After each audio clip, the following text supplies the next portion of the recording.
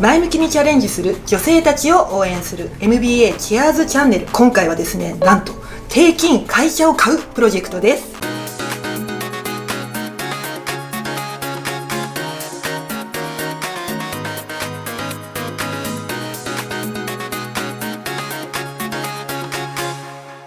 今日はね、久しぶりに青学が勢ぞろいです。阿部と申します。仕事の方は法務の担当として、企業の方で勤めております。カオルンです。今日なんとこのスタジオに MBA 男子が初めて入ったんですよ。実はこの番組の字幕の英語翻訳も担当してくれているユッキーナです。はい、2020年青山ビジネススクールを卒業しました。今は企業で M&A の担当をしております。よろしくお願いします。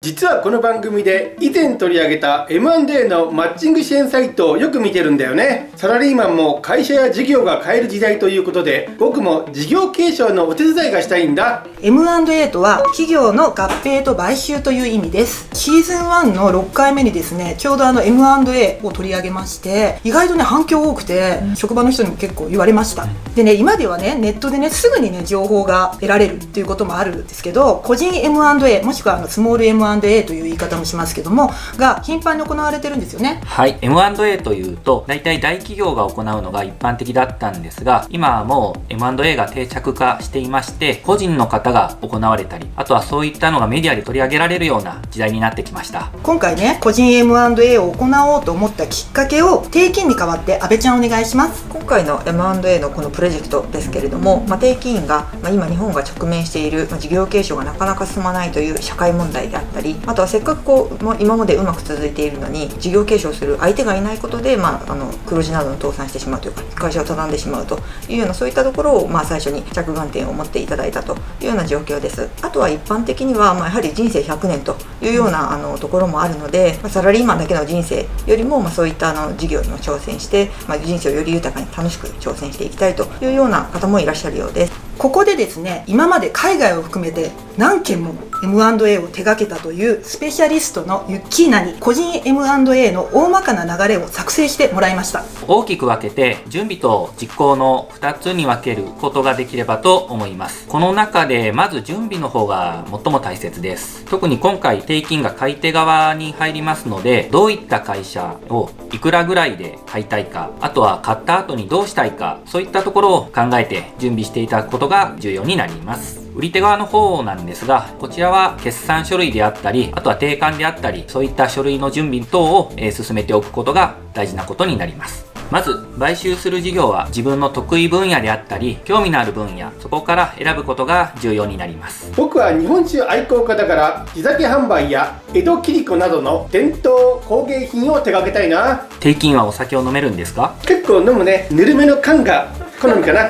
一緒。よかった。伝統工芸品の M&A ってよくあるんですか？そうですね。そういった分野での M&A も増えていっているところです。会社が立ち行かなくなったので、売りに出ている企業だけでなくて、伝統工芸品の手掛けている人が、おじいちゃんであったり、お客さんはついているんですけれども、後継者がいなくなって事業を引き継ぎたいといった会社さんも売却の検討をしていることもあります。で、そういったところが事業承継といったキーワードでここ最近、増えているところが実態です。逆に子供がいればそうやって継がせることができるけど、お子さんがいらっしゃらないところとかもあるってことですもんね。お子さんがいてもお子さんが継がない事業があったりとか、もちろんその会社には専務とか経理の部長とかもいるんですけれども、社長の判断としてこの人はちょっと社長に向いてないとか思うと、外部から雇った方がいいのかなとか、そういったケースがあります。外部から雇えばうまくいけば事業継承になるっていうことですよね。外部から雇えばうまくいくんですが、うまくいかないケースが多々あるので、現在個人 M&A といったところが盛んになっているところです。だから黒字であってもね、高齢でね引き継がなきゃいけないっていうパターンもありますからね。もう全てが赤字で売っちゃうっていうイメージは払拭した方がいいですよね。 M&A はあくまで目的ではなく手段です。ビジネスパートナーの選別や経営戦略、数値目標を今からしっかり立てておきたいと思います。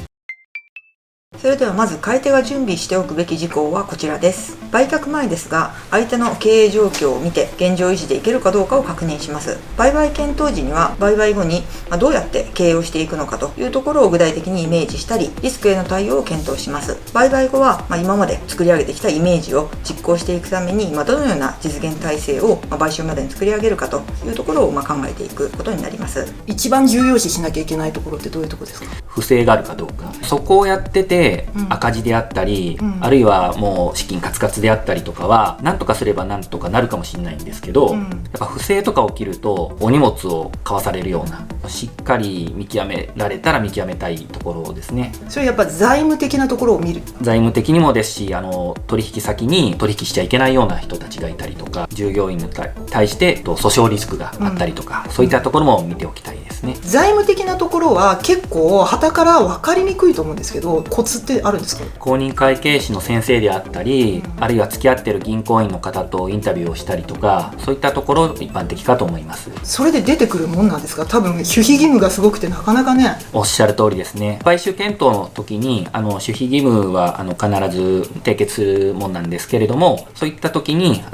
インタビュアーとしてはこういった人たちに聞き取り調査をしたいですということを事前にお伝えしておくのも、買収のプロセスとしてはスムーズに活かせるアクションになります。経験上やっぱり買収した後に実はこんなことがありましたとかっていうことがちょっと経験があるんですけれども、見極める時ってどうしても出ちゃうんですかね。それともそれはただ単に買い手としてバカだったのかなっていう。いや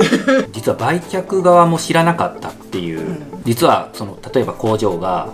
環境汚染物質を流していたとか、でもそれは買収後にみんな知らなかったっていう、現場の一社員だけがやってたら分かんないですもんね。現場の社員も知らないっていうケースもあったりとかして、当局が調査をしたら実は発覚したとか対応できるのは、一つは契約書でどちらが責任を持つかといったところを明確にしておくことが大事かなと思います。全体的にその準備から始まって、そのニーズの発生から始まって最後の決済までどれぐらいかかるんでしょうか？早ければ 2,3 ヶ月 4,5 ヶ月であったりしますし、1,2 年かかるケースも多く見られます。例えばね、私が今 T2 ラボっていう会社やってるんですけども、売却したいと思った場合、それは基本的にはその機密保持契約で誰にも言わないっていう話は知ってるんですけど、社員さんに相談したい場合とかって言ったりしてもいいんでしょうか？その契約内容で特定の人には開示しますよっていうのがあって、買い手側が合意していればいいと思います。あるいは逆に買い手側がカオルンの会社のキーパーソンとお話ししたいんで、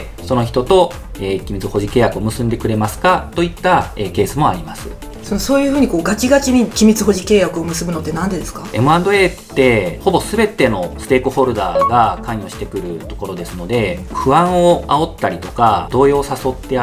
しまったりとか、取引先がちょっと不安に思って取引やめようとか、そういったリスクはらんでいるんで、基本的にはもう密室で行うっていったところが一般的です。MBA チアーズチャンネルレッツダンスって言って大丈夫ですか？ありがとう。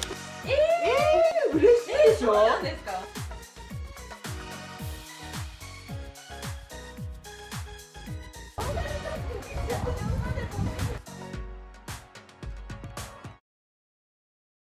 実はですね、このチャンネルでは少し前から準備を始めておりました。買収候補の詳細などね、ちょっとね、機密事項はお見せできないんですけども、これから M&A を検討する方に可能な範囲で進め方や失敗談も含めたね、リアルな映像をね、お届けできればいいなと思っております。そこで今回私も調べてみたんですけれども、 M&A のマッチングサイトというのがたくさんございました。でまずですね、私はとあるサイトに申し込みをちょっとしてみました。ターゲットの企業の、ちょっと問い合わせといいますか、あとはそういったその M&A のマッチングシステムの制度自体への問い合わせなどちょっと行っております。これはね、今ちょうどね、マッチングサイトに申し込みしている映像ですね。ちなみにサイトの申し込みにはどのような情報が必要でしょうか？そうですね、まずは申し込み者自身のまず情報と、あとはどういった事業を買収したいのかという分野を、ここら辺はマストで記入しましたね。いくらまで払って譲渡受けるのかというところと、あと結構赤字でもいいんですかみたいな、そういったところも細かいところまで要望が書き込めるようになっていました。であと問い合わせをした結果ですね、今後の流れとしましては、申し込みをしまして、もし自分に合うような案件が出てくると、そういう M&A の仲介の会社さんの方から連絡をいただきまして、でその中で興味があるものについては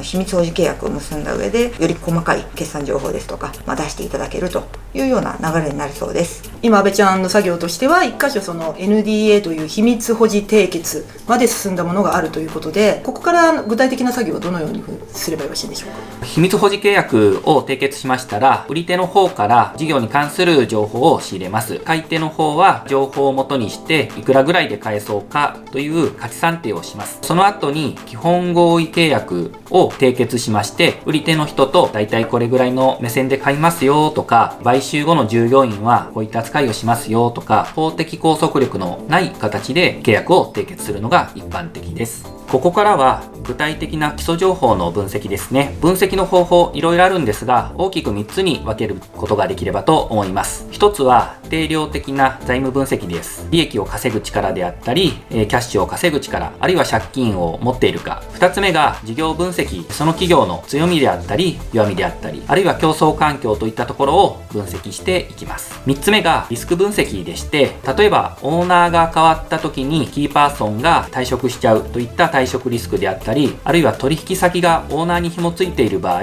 重要取引先が取引をしなくなる離脱リスクといったところを分析していきます。この一連の作業をデューディリジェンスと言いまして、投資を行うにあたって投資対象となる企業や投資先の価値、リスクなどを調査することを言います。実はこれが最も重要な作業でして、弁護士の先生であったり、公認会計士の先生、ファイナンシャルアドバイザーであったり、私のような M&A 担当が進めていくことになります。もちろんこの基本的な流れ、クロージングまでも大事なんですけど、その後のことですよね。どうすればこの事業を立て直すことができるか、稼げるようになるのか、これらを解決することができるのかっていうのもすごく重要なので、吟味していきたいと思います。また進捗状況はこのチャンネルで随時報告させていただきます。頼もしいメンバーが揃っていて心強いよ。来週もお楽しみに。